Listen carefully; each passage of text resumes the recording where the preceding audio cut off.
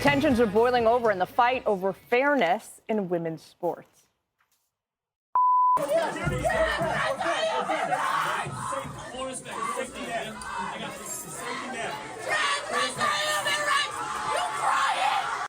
That's activist ambushing former collegiate swimmer Riley Gaines after she gave a speech about saving women's sports.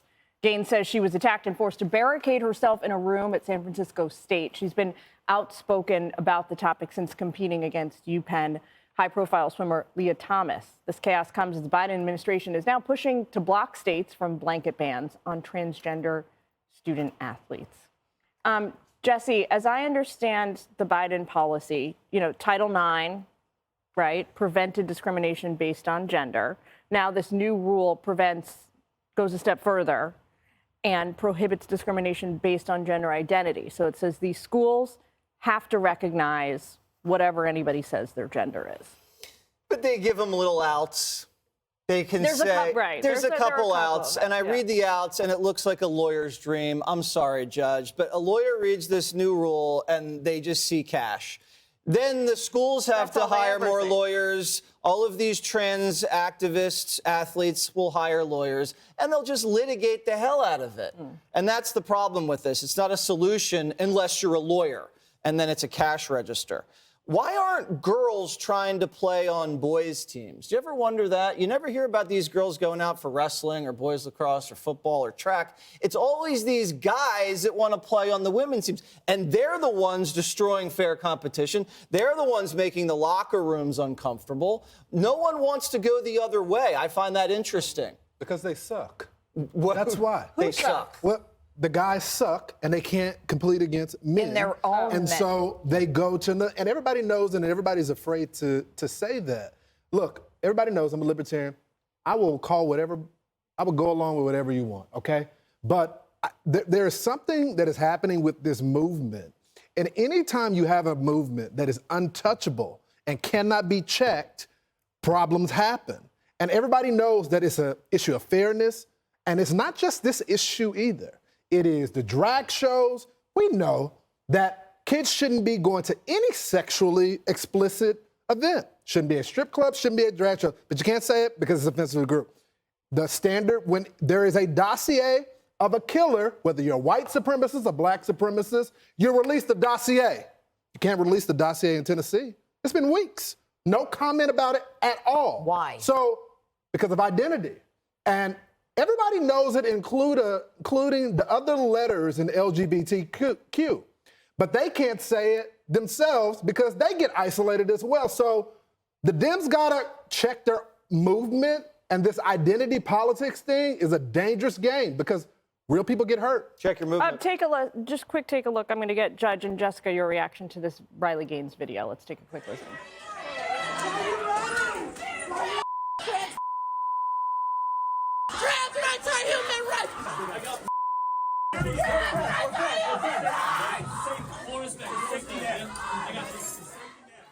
What do you think?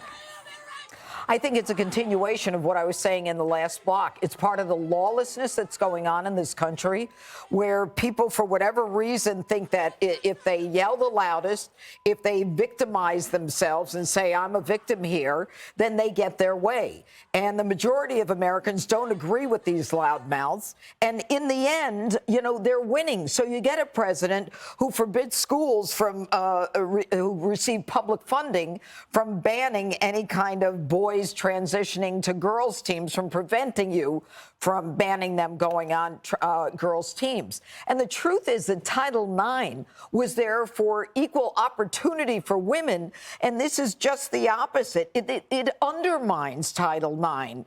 Of equal opportunity for women, saying men who are stronger than you are. And who better to talk about this than Riley, who was beaten by Leah Thomas, who's a guy. What is wrong with us? What is wrong with us with sex in schools, 5-year-olds, 6-year-olds, and then you got Gavin Newsom running around saying they suppress speech and they're burning books and all this nonsense. It is nonsense. This is not normal, what's going on in America. We are upside down.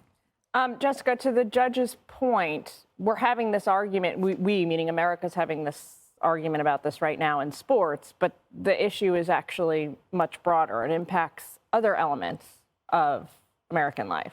Definitely. I would add on the sports front, America is pretty unified on this. Democrat, independent, and Republican, that they don't think at the competitive level, when you're talking about scholarships to go to college, college sports, professional sports, that that transgender people should be able to compete, same as biological females. So just want to put that out there. But yes, it is seeping into other aspects of society, and it hit close to home for me. So I went to all women's college. I went to Bryn Mawr, one of the 7 sister schools.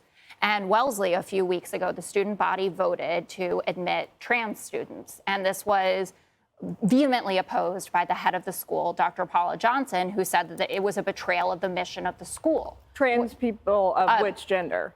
Well, actually, it'll end up being both. People who were born biological female and now live as men, and people who were born biological men and now live as women. And what the students were arguing was that these schools were founded as a safe haven for people facing gender discrimination. And I can understand the connection there to say that these people who do face gender discrimination, but as someone who very intentionally went to an all-women's college, it's very hard for me to wrap my head around the idea that if my daughter, if Cleo decided that she wanted to go to Wellesley or Bryn Mawr, I'm sure we'll end up taking the same stance on this, that she might be in class with biological men living in dorms with them, sharing bathrooms. These are all things that I think folks kind of take for granted or don't think about the actual specifics of it, but it changes the shape of what the education is. It's a women's education. And I'm not saying that I'm just blanket against it, but it was a real shock to the all-women's college system. But if you did, system. Jessica, what's wrong with that?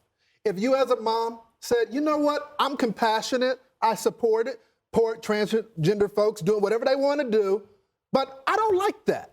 I don't like that. Nothing. As a Dem. Well, I just said that it was something that I wasn't particularly comfortable with and that I don't think it is the mission. And when you look at who went there, Hillary Clinton, Diane Sawyer, these are people who intentionally chose women's education. Why did you go to an all-girls all school? people that Jesse really admires. There's a lot of value We're continue to this conversation single-sex in the break. We got to go What are you right now. getting The at? fastest is coming up next. Stick with us. Hi, everyone. I'm Brian Kilmeade. I want you to do me a favor. I want you to click to subscribe to the Fox News YouTube page. This is the only way that I know for sure that you're not going to miss any great commentary, any great news bites, any great interviews coming your way on Fox. You can get it all here on YouTube. So subscribe right now.